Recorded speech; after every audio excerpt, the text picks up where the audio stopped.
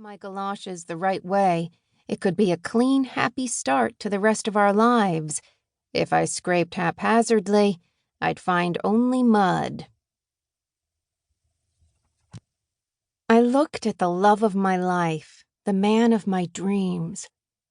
Ira Lowenstein was the one I wanted to be with, and if we were going to build a family together, here was step one. A little too early, perhaps, but I knew we'd be okay. "Come on," he said with a grin and pulled me up, using both hands for balance, I hoped, and not because I was beyond the one-arm job.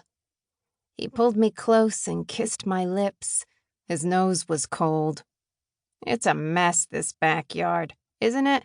he said. I nodded, rubbing my cheek against his shoulder.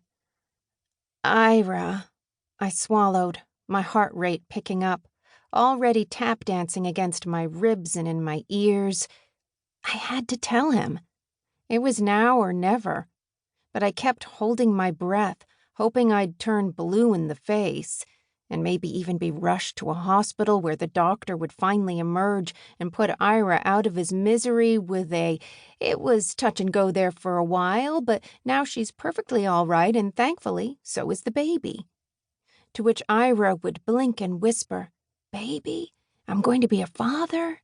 And he'd be so happy he'd take me home and we'd celebrate with nice hot chocolate and glazed donuts. Ira chuckled, bringing me back to reality. I know. I've been neglecting the garden, but I promise, as soon as spring comes, I'll put up a nice deck for you and we can have barbecue parties and invite all your friends, okay? Maybe even a swing set for kiddies?" I suggested, watching him as my heart leaped into my throat. Was that the right way to introduce the news? How was I supposed to know? A glance in his direction told me it probably wasn't, because his red face went snow white. "Well," he tittered, "it's a bit too soon to talk about that. Maybe one day. Who knows?" My heart thudded against the bottom of my stomach, dead still. "Geronimo." "Ira, I'm pregnant." "What?" he said. It wasn't a, "What did you say, what?" It was a, "Please tell me you're joking, what?" 3 weeks at the most. Ira scrambled and slipped on the ice. I steadied him. Not a good start. His face was sweaty, his eyes wide. I sighed. "Look, I know you're shocked. Even I can't believe I'm going to be a mother, but it'll be okay." He looked at the ground for a long time, as if trying to find insect footprints in the snow. After what seemed like forever, he glanced up. "I'm not sure I'm ready to be a father just yet, Erica," he said quietly. "I think we should consider our options." I blinked. "Options?" I whispered, understanding, but hoping I hadn't.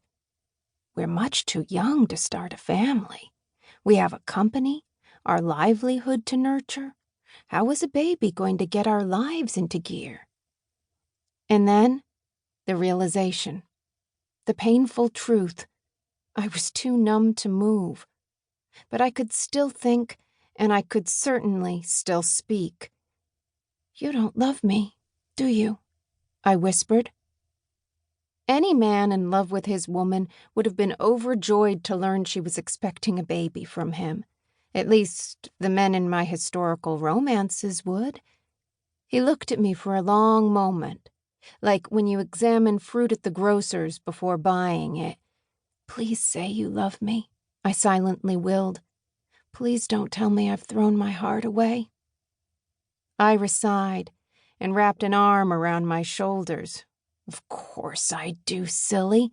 Now, why would you get so dramatic?" And then he kissed me tenderly and broke into a grin. "Let's do it. Let's get married and have kids." I stopped holding my breath. "Really?" Ira tapped my nose gently. "I love you, you love me.